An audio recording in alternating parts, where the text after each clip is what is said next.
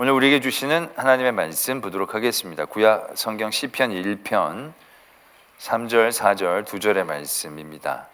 제가 가진 구약 성경 805면에 있는 시편 1편 3절, 4절의 말씀. 제가 시편 1편 3절로부터의 말씀 봉독드리겠습니다. 그는 시냇가에 심은 나무가 철을 따라 열매를 맺으며 그 잎사귀가 마르지 아니함 같으니 그가 하는 모든 일이 다 형통하리로다. 악인들은 그렇지 아니하며 오직 바람에 나는 겨와 같도다. 아멘. 하나님의 말씀입니다. 시편 1편 3절 4절의 말씀, 복 있는 사람의 모습과 그렇지 않는 사람의 모습을 극명하게 대비하는 3절과 4절의 말씀을 보게 됩니다. 복 있는 사람은 시냇가에 심겨진 나무처럼 시절을 쫓아 열매를 맺고 그 잎사귀가 마르지 않고 그 하는 모든 일들이 다 형통하다라고 말씀하십니다. 듣기만 해도 참 편안하고 형통해 보이고 복된 그런 모습이 아닐 수 없습니다. 그에 대비해서 악인은 그렇지 않으며 바람에 나는 겨와 같도다 라고 말씀하고 계십니다. 너무나 비교가 확실히 되죠. 시냇가에 심기운 나무, 바람이 나는 겨. 겨는 그냥 껍데기입니다. 아무런 가치가 없습니다. 그냥 쓰레기처럼 취급받는 존재일 뿐이라는 거죠. 그뿐 아니라 정말로 존재감도 없어서 바람이 불면 불리는 대로 자기의 어떤 의견이나 바람 없이 거기에 그냥 휩쓸려서 살다가 사라지고 태워지는 그러한 인생일 뿐이다라는 것을 아주 극명하게 말씀하고 계신다는 거죠. 우리는 복 있는 사람과 그렇지 않은 사람의 이러한 분명한 대비를 통해서 복된 사람이 되어야겠다라는 그런 바람들을 더 확실하게 갖게 되는 대목이 됩니다.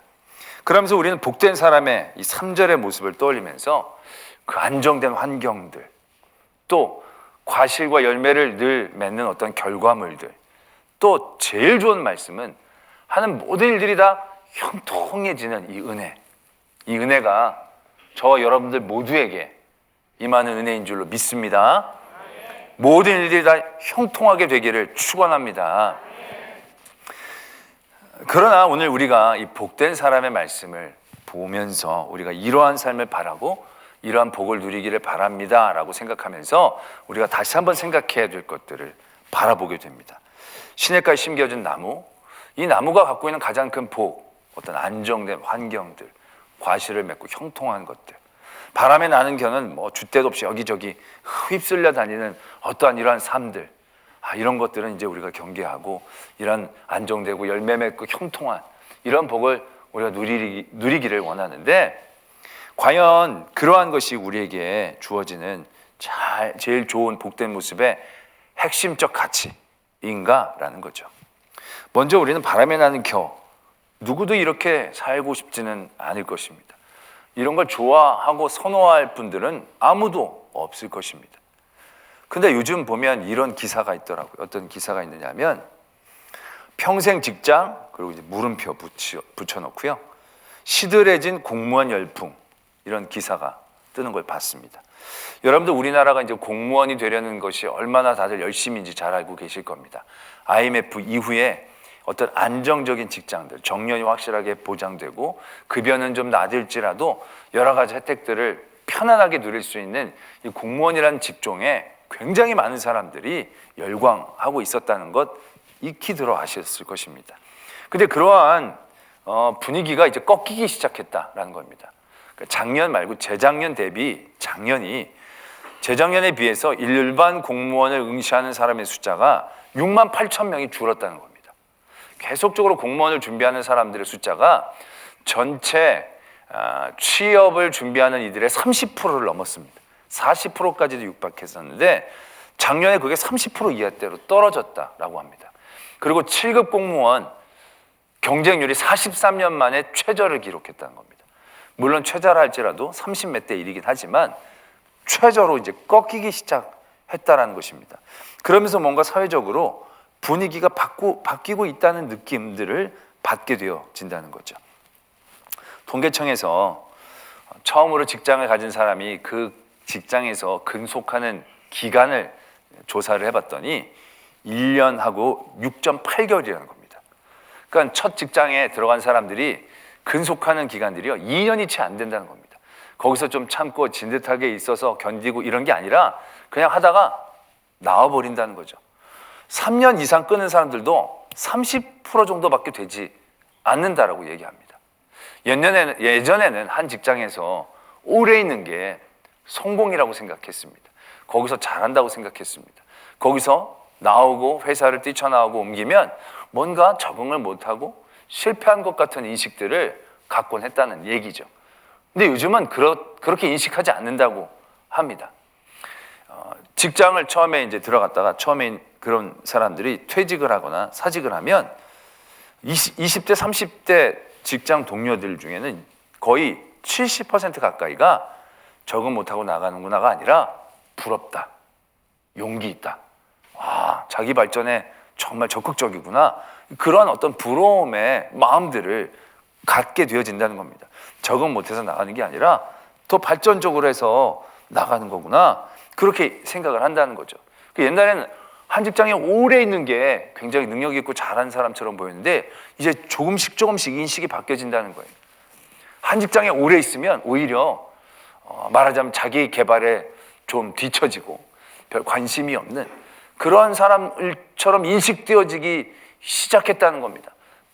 빠르게 많이 옮기는 사람일수록 자기 발전을 위해서 애쓰는 사람처럼, 옛날에는 저 사람 뭔가 문제 있어서 많이 옮긴다 생각하지만 이제 조금씩 그런 생각을 안 한다는 거죠.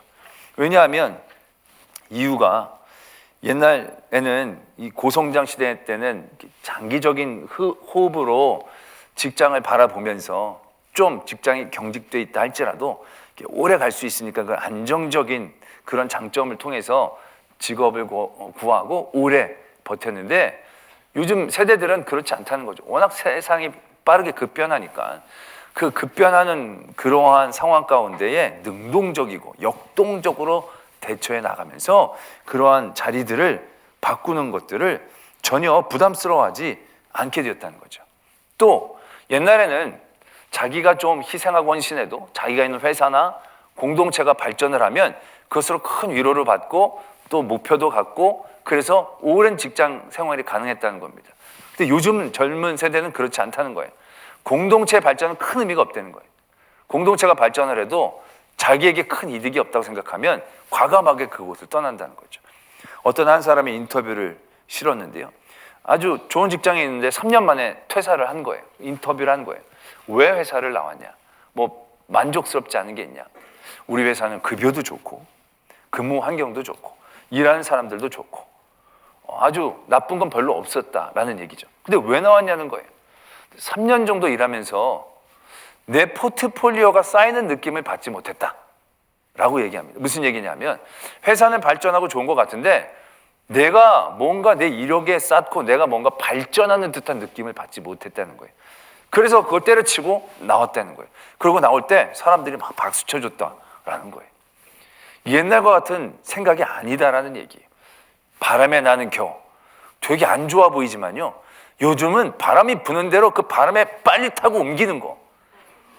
이게 어떻게 보면 더 지혜롭고 역동적이고 복 있는 그러한 모습처럼 보여지기도 하는 시대가 되었다라는 얘기죠.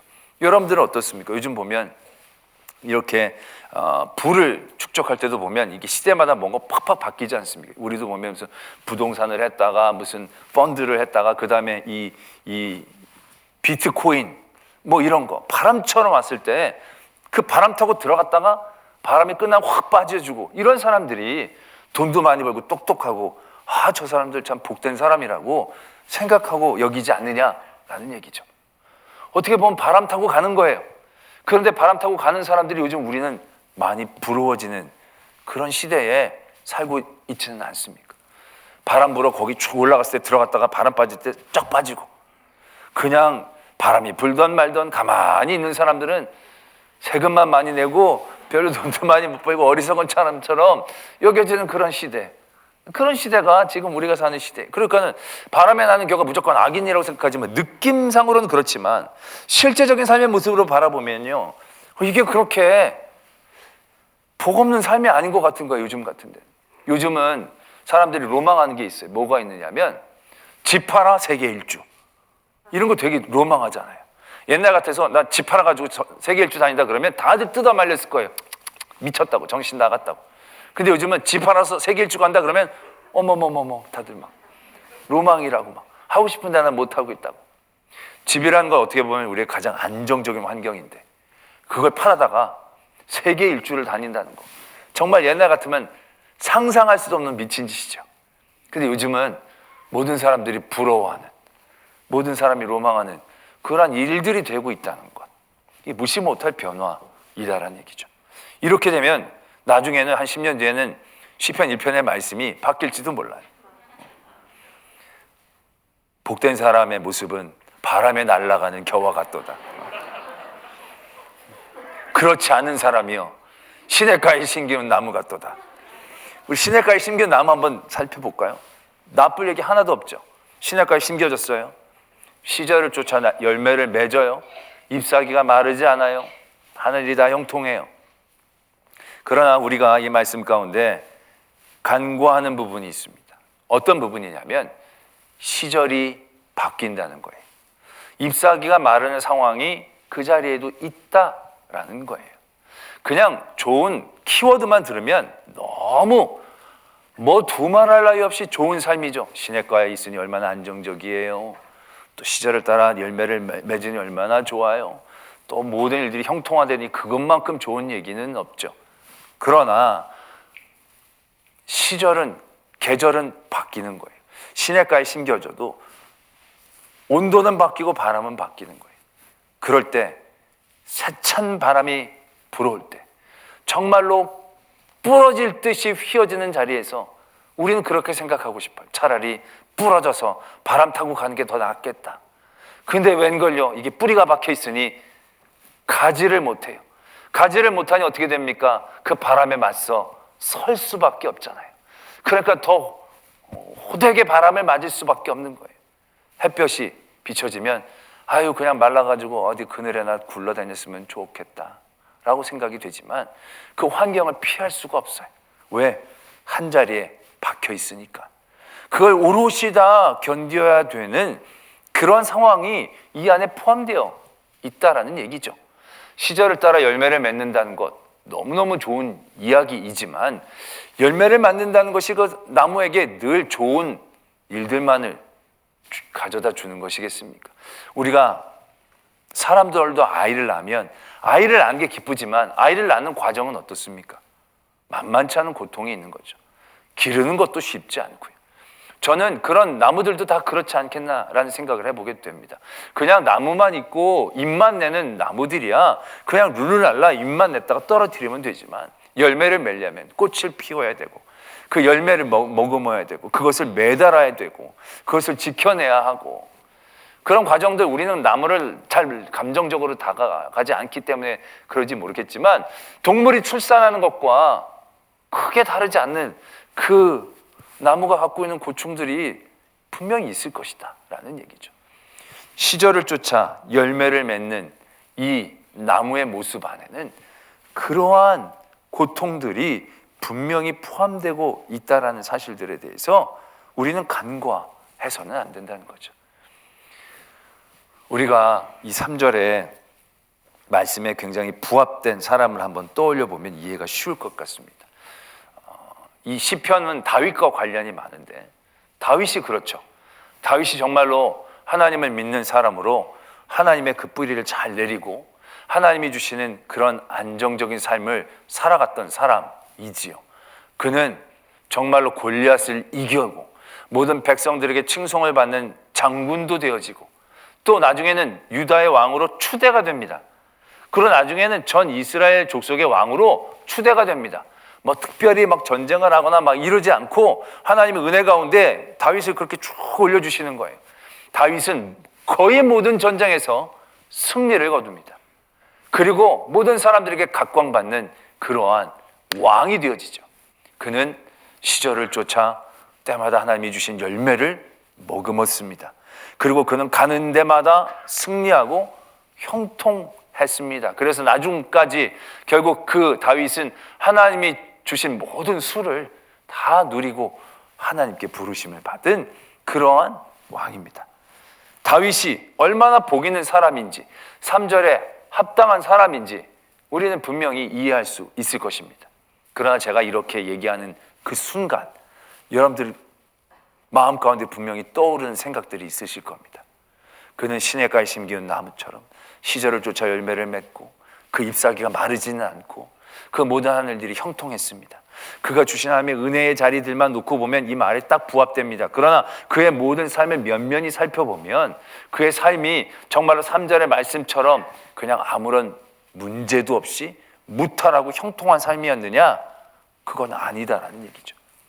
그는 10년 정도 사울에게 도망 다녔습니다. 그는 지명 수배자처럼 미친 척까지 하면서 정말로 삶의 끝자락을 오고 가며 10년 동안 그는 고생하며 도망 다닌 그 세월과 순간들이 그 안에 있었어요. 그 안에 그냥 나 하나님 안 믿고 내 살고 싶은 대로 살겠어요 라고 행동했더라면 오히려 더 쉽게 문제가 풀리고 그 삶이 쉽게 끝날 수도 있는 자리가 있었어요. 그러나 다윗은 그 모든 삶의 자리에서 시냇가에 심겨진 나무처럼 행동했어요. 그래서 바람을 더 심하게 맞은 거예요. 그래서 더 심하게 모지게 시기를 당한 거예요. 그 모든 고통과 고난의 시간들이 다윗에게 있어요. 다윗이 얻었다는 많은 열매들, 아까 많이 승리했다고, 거의 다 승리했다고 제가 얘기했잖아요. 근데 그 모든 승리라는 것이요, 그냥 다윗이 걸어 들어가기만 하면 그냥 이기는 승리의 모습은 절대 아니었어요. 모든 싸움 하나하나가 그의 목숨을 거는 전쟁터에서 얻어낸 거라는 얘기죠.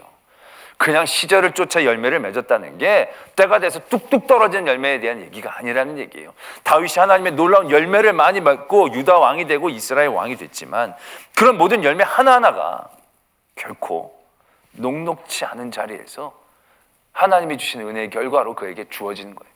그가 바람 부는 겨와 같았더라면, 그냥 전쟁하지 않고 그가 그냥 유랑하면서 그가 하고 싶은 대로 살았더라면 아마 요즘 같아서는 더 복된 삶이라고 얘기할 수도 있었을 거예요. 근데 그는 하나님이 그에게 기름 부으심을 지켜내기 위해 그 자리를 움직이지 않았어요. 그래서 얼마나 많은 모진 싸움터와 전쟁터에 나가야만 했느냐라는 얘기죠. 나중에 성전을 지을 때 다윗이 그 스스로가 그렇게 느끼잖아요. 내가 너무 피를 많이 흘렸다. 그가 흘린 피는 그가 당한 고난과 위협의 자리, 그 총량이다라는 것을 우리는 분명히 알 수 있지 않느냐는 얘기죠. 나중에는 어떻습니까? 왕이 돼서는 그냥 희희낙낙 살았습니까? 자녀들이 서로 죽고 죽입니다. 그 자녀가 자기를 배반합니다. 얼마나 힘들고 어려운 삶의 자리 그에게 있었습니까? 안정적이고 열매 맺고 그가 늘 형통했다? 그것만으로 온전한 복이다라고 해석하기 쉽지 않은 대목이다라는 얘기죠. 그래도 다윗은요, 여기 이해하기 더 좋은 상황이에요. 더 어려우면서도 복 있는 사람을 우리는 발견해낼 수 있어요. 누구냐면 사도 바울입니다. 사도 바울은 예수 그리스도를 만난 다음부터 시냇가에 심겨진 나무처럼 하나님의 은혜 가운데 살았어요. 물론 많은 열매를 맺었어요.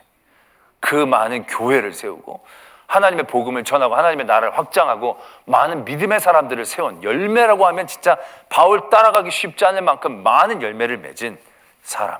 그가 전도 여행을 다닐 때마다 하나님께서 그 길을 열어주시고 병자를 고치시고 죽은 자를 살리시고 사람의 도움을 받고 옥문이 열리고 그 형통함의 은혜를 따라서 하나님의 놀라운 역사들을 경험했던 사람이 바로 바울입니다. 그러나 그 모든 삶의 자리들을 한번 세부적으로 살펴보죠. 고린도후서에 그가 그렇게 고백하는 부분이 나옵니다. 그가 전도여행, 승리의 여행이었고 형통한 여행인 것 같았지만 그게 그냥 그렇게 형통한 게 아니었다는 얘기죠. 고린도후서 11장에 보면 내가 옥에 갇히기 더 많이 하고 매도 수없이 맞고 여러 번 죽을 뻔하였으니 유대인들에게 40에서 하나 감한 매를 5번 맞았으며 3번 태장으로 맞고 1번 돌로 맞고 3번 파선하여 일주야를 깊은 바다에서 지냈으며 여러 번 여행하며 강의 위험, 강도의 위험, 동족의 위험, 이방인의 위험, 시내의 위험, 광야의 위험, 바다의 위험과 거짓 형제 중의 위험을 당하고 또 수고하며 애쓰고 여러 번 자지 못하고 줄이며 목마르고 여러 번 굶고 춥고 헐벗었노라. 이렇게 자기의 여정들을 이야기하는 부분들을 보게 됩니다. 형통하고 열매를 맺었지만 그 형통함과 열매는요, 그 시절을 쫓고 잎사귀가 마르지 않은 모든 상황들이 굉장히 우리 눈앞에 빠르게 지나갔을 뿐이지, 그 삶의 자리에서 보면요, 정말로 죽을 뻔한 고비들을 수없이 많이 겪었음을 우리는 만나게 됩니다.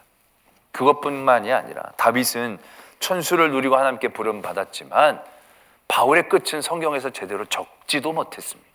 왜요?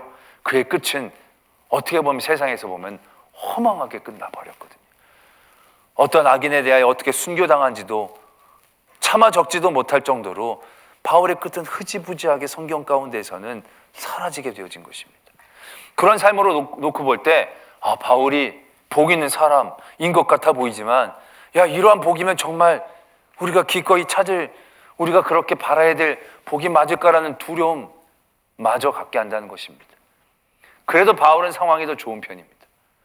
더 험악한 예가 있습니다. 바로 예수님이시죠. 예수님, 이 세상에서 시편 1편에 가장 가까운 삶을, 가장 완벽하게 구원한 삶을 사는 분은 예수 그리스도라고 모두가 얘기를 합니다. 근데 구체적으로 적용하면 왠지 안 맞아요. 왜? 신약가에 심는 나무가 갖고 있는 어떤 안정감? 예수님의 삶은 안정감 제로예요. 머리 둘 곳도 없었던 거예요. 그러면 열매? 예수님의 삶 가운데서는 이유는 모르지만 삶의 자리에서는 열매? 뭔지 모르겠어요. 예수님이 12명의 제자들을 가르쳤다라고 얘기하지만 예수님이 잡히셨을 때는 아무도 없었어요. 심지어 제자 중에 한 명이 예수를 팔았어요. 그가 골고다로 십자가를 짊어지고 갈 때 그 십자가를 짊어진 사람은 예수님이 은혜를 베푼 사람, 예수님의 복음을 들은 사람, 예수님의 제자 교육을 받은 사람 아니었어요. 구레네에서 온 시몬이라는 사람이 그 십자가를 대신 짊어지고 간 거예요. 어떻게 보면 열매 없어요. 형통했느냐? 예수님의 삶은요, 처음부터 태클이었어요. 처음 공생애를 시작할 때부터 사단이 나와가지고 적극적으로 예수님의 발목을 잡기 시작하는 거예요. 예수님의 복음을 전하는 곳마다, 기적을 행하는 곳마다, 사람들에게 인기를 끄는 곳곳마다 바리새인, 서기관들, 제사장들이 찾아와서 예수님의 발목을 잡았어요. 끊임없이 예수님을 무너뜨리려는데 그들의 모든 생각을 집중했어요. 그래서 결국 예수님은 그들에게 의해서 멈춰졌어요. 어떻게 보면 예수님의 삶이 시편 1편 3절의 말씀과 전혀 닮아있질 않은 것 같아요. 그런데도 왜 이 시편 1편 3절의 말씀에 가장 부합되는 삶이다라고 얘기할 수 있느냐는 거죠. 그건 이 시편 1편 3절에서 얘기한 시냇가에 심겨진 나무가 갖고 있는 가장 큰 복의 모습, 그건 안정감, 열매를 맺고 모든 일들이 거침없이 가게 되어지는 형통함, 그것이 아니라는 얘기예요. 그것이 아니라는 거예요. 3절에서 얘기하고 있는 이 시냇가에 심기운 나무가 갖고 있는 가장 핵심적인 복의 모습은요, 초점이에요. 그 삶의 초점. 삶의 뿌리가 어디 박혀 있느냐, 그 뿌리에 맞춰서 사느냐, 거기에 이 복의 초점이 잡혀 있다는 것을 우리는 분명히 이해해야 하는 거예요. 안정감, 열매, 형통이 아니라 그 모든 것들을 가져다 주고 그 모든 것들이 모든 것 되게 하는 삶의 초점. 하나님이라는 초점을 가지고 살았다는 것이 가장 큰 복의 모습이다라는 것을 말씀하고 계시는 거예요. 시냇가에 심기운 나무가 다른 여러 가지 상황과 환경들은 그 부차적인 거고요. 시냇가에 뿌리를 내렸다. 하나님께 그 초점을 맞췄다. 이게 복의 가장 큰 모습인 거예요. 이 기준으로 보면 다른 모든 인생들이 이해가 되는 거예요. 다윗, 많은 고난과 어려움들이 있었죠. 그런데 형통했어요. 그 형통함은 어디서 온 거예요? 그 모든 고난 가운데서도 그가 하나님에게 초점을 맞추는 삶으로 살았을 때, 그가 당한 모든 고난과 어려움들, 시험들, 환난들은 넘어서는 대상이 되었을 뿐이죠. 그리고 그 모든 일들을 통해 하나님은 다윗을 더욱더 높여주시는 거예요. 하나님에게 초점이 맞춰 있을 때 그 모든 다윗의 인생이 그렇게 이해가 되어지는 거예요. 사도 바울도 마찬가지예요. 어떻게 보면 끝에 악한 왕에게 흐지부지 죽임을 당했지만 그걸 실패라고 얘기하지 않는 거예요. 왜? 그 모든 죽음이 하나님을 향한 삶의 초점 가운데서 시작이 되어졌으니까. 그가 여러 번 파선하고 매도 맞았지만 그런 모든 삶의 자리에서 이 바울은 하나님을 향한 초점을 놓지 않았으니까. 예수님 다 실패한 것처럼 보이지만 그것이 하나도 실패가 되지 않은 것은 그 모든 과정들이 열매를 맺으려고 한 게 아니고, 자기의 길이 형통해서 이기려고 한 게 아니고, 머리 둘 곳을 마련하려고 한 게 아니라 오직 하나님의 뜻을 위하여 그의 모든 삶을 살아나갔을 때 우리가 보기에는 아닌 것 같아 보이지만 결국 그런 모든 그 예수 그리스도의 삶의 초점이 가장 안정된 구원의 길을 열었다는 거죠. 가장 놀라운 생명의 열매를 맺었다는 얘기죠. 그러한 일들이 가장 강력한 죄와 죽음의 권세도 뚫고 나가는 형통한 시작이 되었다는 얘기죠. 그게 예수 그리스도의 힘이시다라는 거죠. 복의 모습이다라는 거예요. 우리가 요셉의 인생을 놓고 보면 더 이해가 쉬울 거예요. 요셉이 잘 아시다시피 형들에게 배신당하고 팔려가고 종살이 하다가 억울하게 옥살이까지 하잖아요. 어떻게 보면 이게 참 환난이고 시험이에요. 근데 이게 그의 인생으로 보면 환난이고 시험이고 억울한 거예요. 그런데 이걸 하나님의 초점을 가지고 바라보게 된다면 이런 모든 인생에서의 어려운 어두운 부분들이 어떻게 이해가 됩니까? 요셉이 총리가 되는데 이 총리가 되려면 고위층 인사들을 알아야 되는데 그 요셉이 어디 가서 그 고위층을 만날 수가 있겠어요? 높은 사람들은 옥에 많이 있어요. 그렇지 않습니까? 높은 사람들은 옥에 가면 만나기 쉽습니다. 그 옥에 간 거예요. 근데 그 옥이 가기가 쉬우냐? 높은 사람들이 있는 옥은요, 가기도 어려워요. 높은 사람 밑에 좀 있어야 갈 수 있는 거예요. 그 어떻게 보면 형들에게 배신당하는 삶의 모습들은 너무너무 삶의 어두운 부분이죠. 근데 그걸 하나님의 일도 초점 맞춰지면 그 모든 일들이 시절이 지나가는 거예요. 그 시절이 지나가서 애굽의 총리가 되게 하시려는 하나님의 빌드업되는 과정으로 분명하게 이해가 되는 거예요. 억울하게 옥에 갇혔지만 그 옥에 갇힌 그 모든 순간들이 요셉의 삶 가운데서 빠지면 요셉이 뭐가 되겠어요? 그냥 보디발의 집사로 그냥 거기서 호의호식하면서 끝나는 것이에요. 자기 하나 먹고 사는 일로 끝나는 것이었을 겁니다. 근데 그가 하나님의 초점 가운데에서 그의 삶을 살았을 때 억울하게 옥으로 갇혔지만 그 옥에서 있었던 삶의 자리들이 바뀌는 거예요. 형통한 과정으로, 열매의 과정으로 하나님이 주시는 그 믿음의 안정감 가운데에서. 할렐루야. 하나님의 일들은 이렇게 우리에게 주어지는 것이고 누려진다는 것을 우리는 분명히 깨달아야 한다는 것입니다. 예수님이 계셨을 때 제사장만큼 안정적인 직업은 없어요. 왜? 감은 대대로 그냥 내려온 거니까요. 누구도 빼앗지를 못해요. 그냥 대제사장으로 태어나면 대제사장이 되는 거예요. 그냥 평생 안정된 삶이에요. 얼마나 복된 인생이에요. 진짜 금수저이지 않습니까? 또 사람들에게 존경을 받는, 그냥 그 자리만 있어도 존경을 받는 거예요. 그냥 열매를 그냥 맺고 예수님을 죽이려는 일들도 형통하게 진행되잖아요. 그때 여러 사람들이 같이 도와주고 사람들이 다 넘어져가지고, 그래가지고 예수님 쉽지 않았을 것 같은데 단번에 그들이 승기를 잡고 예수님의 길을 막아서고 십자가에 매달잖아요. 어떻게 보면 그들이 꼭 시냇가에 심기운 나무처럼 보이잖아요. 그런데 우리는 그렇게 생각하지 않죠. 왜요? 그들의 모든 것들은 한낱 흘러가는 겨와 같은 거죠. 그들은 이긴 것 같지만 이긴 게 아니에요. 그냥 그러다 마는 거예요. 그는 이긴 다음에도 불안해하고 근심하며 걱정하며 살 수밖에 없었던 거예요. 그들의 삶은 오래될 것 같지만 결국 이스라엘 예루살렘이 멸망하면서 그들의 모든 지기들은 다 빼앗기는 거예요. 남는 게 없어요. 그들의 삶이 하나님께 초점이 맞춰지지 않는다면 그 모든 것들은 바람에 나는 겨와 같다는 거예요. 그 모든 삶이 지금은 바람에 나는 것처럼 여기저기 휘돌아들고 세상 사람들에게 끌려다닐지라도 그 마음의 중심에 하나님을 위한 초점이 있으면 그건 바람에 휘둘리는 겨가 아닌 거예요. 그 초점이 있다면 그 모든 휘둘리는 과정은 과정일 뿐이에요. 그런 과정들이 빌드업 되어져서 결국에는 하나님의 형통한 은혜의 자리에 서게 되어지는 것을 의미한다는 것이죠. 우리가 시편 1편 1절에서는 우리의 복은 영원을 잇대어서 바라볼 수 있어야 한다는 말씀을 드렸어요. 지난주에는 주객이 전도되면 안 된다는 말씀을 드렸어요. 예수님을 나의 주인으로 모실 때 진정한 복을 우리는 누릴 수 있다는 거예요. 오늘 3절 4절의 말씀에서 우리는 분명한 복의 초점을 알게 되는 겁니다. 우리의 삶의 초점이 하나님께 맞춰지게 될 때, 그게 시냇가에 심겨진 나무와 같은 삶이 되는 거예요.